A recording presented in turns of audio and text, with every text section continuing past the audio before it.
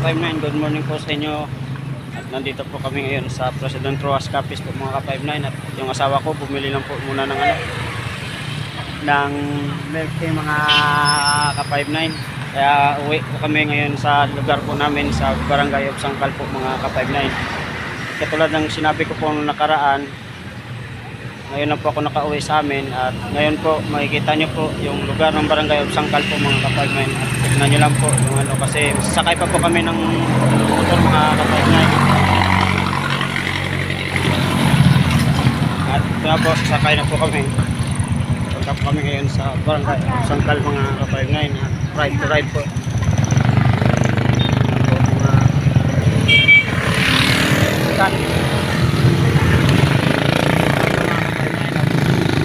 Punta na po kami ngayon sa Barangay of Sangkal mga ka-59. Ayan, let's go po mga ka-59.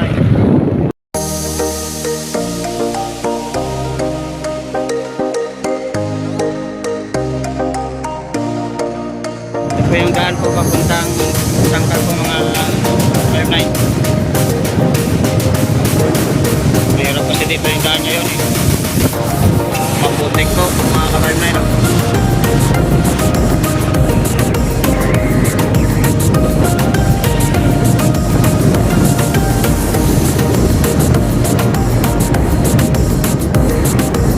Sasakyan po kasi namin mga ka-59 na palabal oh.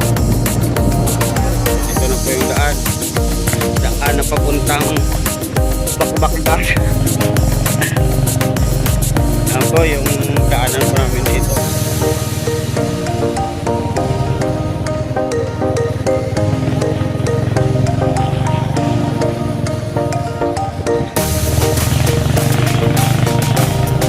Tagal na po sana ito ayusin kaso wala pa po, hindi pa po ina-actionan at iniintay pa po yung budget nito, yung daanan dito sa papuntang Sangkal.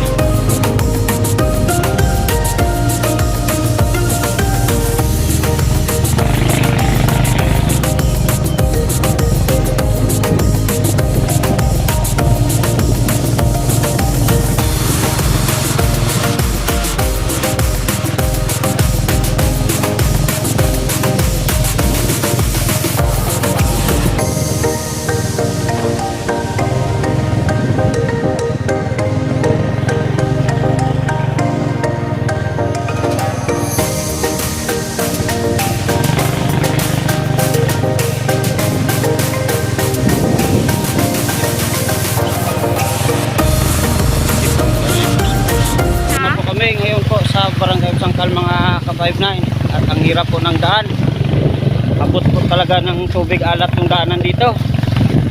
Kaya po tignan niyo po mga ka-59 no? Yan po yung daanan mga ka-59, talagang kawawa yung motor mga ka-59. Yan po parang dagat na rin po yung daanan. Yan po sobrang lalim. Ito talaga yung servisyo ng tubig alat dito sa lugar na to pag tumataas yung high level ng tubig mga ka-59. Ako, ito na po yung area ng barangay po ng asawa ko mga ka-59 at papasok na po tayo. Yung view dito po,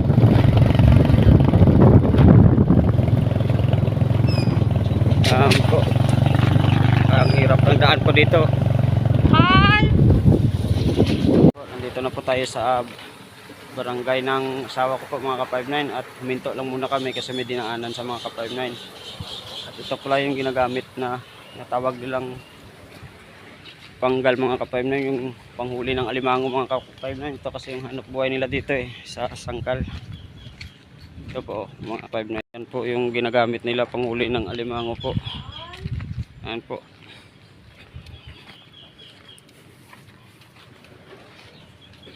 At saka yung area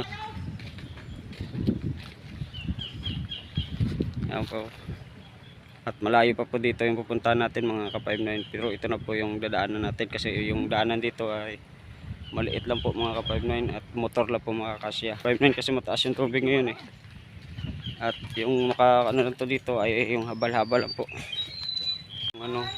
Hintayin lang po natin kasi yung asawa ko ay nandun pa po. May kinukuha pa po yung asawa ko po. Kaya kunting tiis lang po mga, kaya maya alis na rin po kami kasi mataas kasi yung tubig eh. Yung motor kawawa rin pa eh, abot yung tubig motor, tubig alat pa naman yung maano sa motor ay kawawang kawawa talaga. At pagdating doon hugasan naman yung motor at babanlawan ng tubig tabang mga 59 po, po yung area po dito. Papasok po lang po ito sa kanilang lugar at sobrang ikli po ng daan po dito mga ka-59. Ang hirap talaga pag tag-ulan po.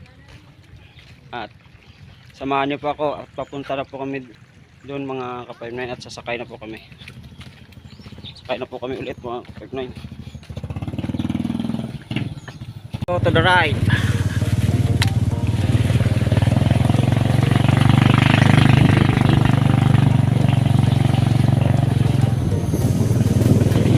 Oh, taas talaga ng tubig. Oh. Ayan po, kasikip yung daanan dito. Kunting mali mo lang dito, yung lalaglagan mo ito, tubig.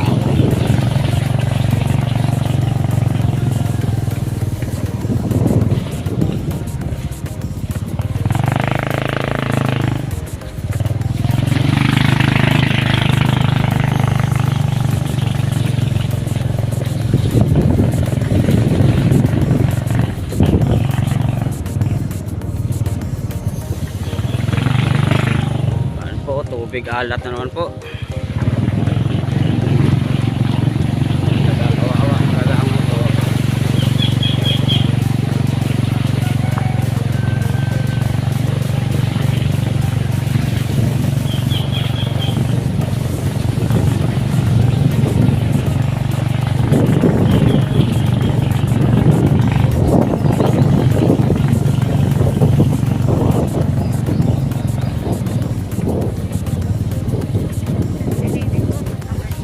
Ay te, dalam kita. Saya kita eh. Oh. Nah, bueno.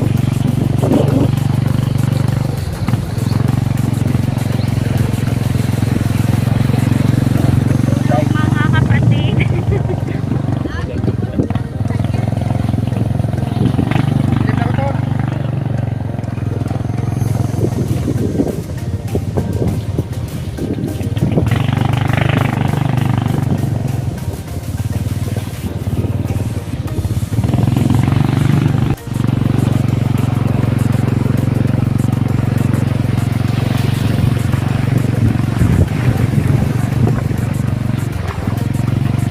Layon pa bisang ano sa galan.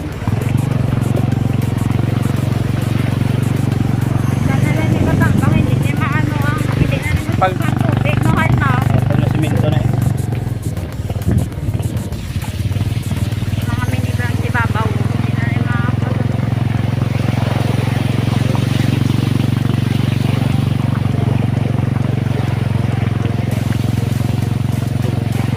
Ilang tubig subong mulay? Aba, 90 gali ya. Hasta pa ni Kuas. taas ng tubig. Hindi, nung biyay po timprano nung muntag boss biyay.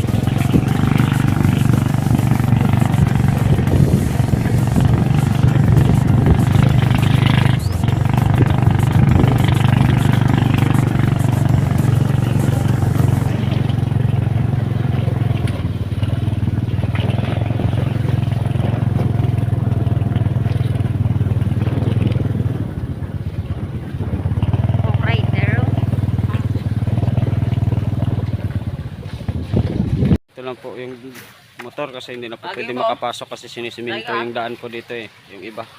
Hindi na dandan po nila pag ano po mga kapagman. Tubig. Mapulahat talaga lang oh. Masuli. Na? Kaya lalakad po kami papunta dun sa kanila mga kapagman.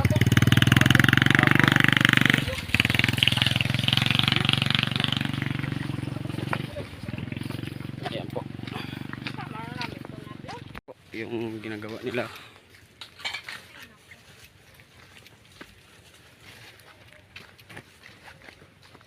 At ang bigat pa naman ang dala namin mga ka-5-9 yan po kasi yung daanan dito ay mahirap kaya sinimento po nila. Po, lakad muna kami mga ka-5-9 pauwi din sa amin mga ka-5-9 po yung asawa ko.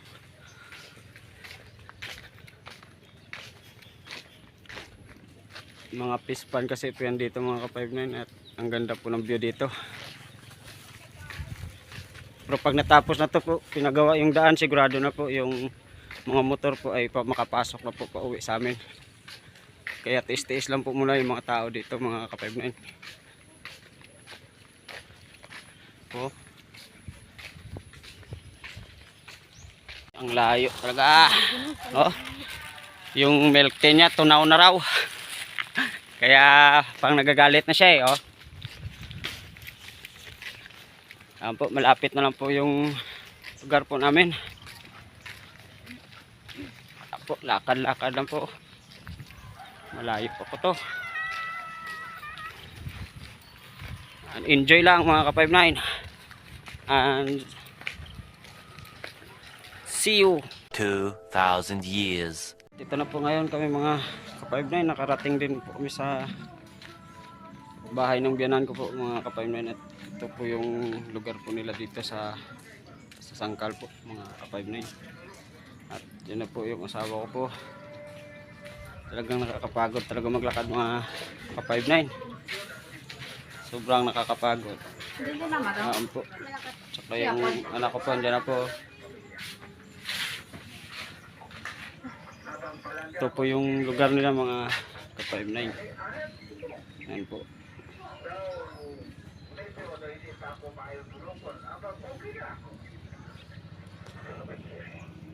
Ayan po, sobrang ganda po yan dito.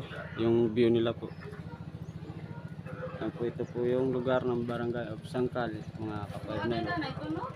Ayan po. Yan yung plaza nila mga ka-5-9. At hanggang dito na lang po guys yung aking mga pagbablog mga ka-5-9. At sana po masuportaran niyo po yung vlog, pagbablog ko po. At thank you to follow to YouTube channel po mga ka-5-9. At sana po ma-enjoy po kayo at nakita niyo po kung ano ko kahirap ang daanan dito sa papunta po sa papasok pauwi sa lugar ng asawa ko mga ka-5-9. At hanggang dito and thanks to follow to YouTube channel po mga ka-5-9 and bye bye.